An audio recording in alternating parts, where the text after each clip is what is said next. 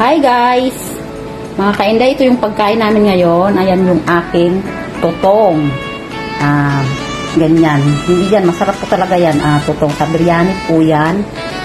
Ayan. Ayan, meron akong haswa. At may paghimagas kami na ice cream syempre. Dalawa lang kami ni Annabelle. Wala si Inday, Catherine. Ayan, adobo sa asin. Ang ulam namin. Diba? Ayan. Tapos, si Inday Annabelle, merong white rice. Kasi ayaw niya ng may kulay. Tapos, merong leftover na malunggay. Yan. Ang dami namin kanin. Tirahin namin ito lahat. Kain na po. Ayan. Magkakamay lang po kami ha. Magkakamay talaga sa kumakain. Kasi masarap kumain ko ng kamay.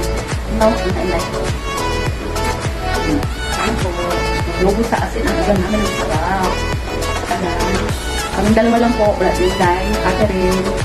Tayo.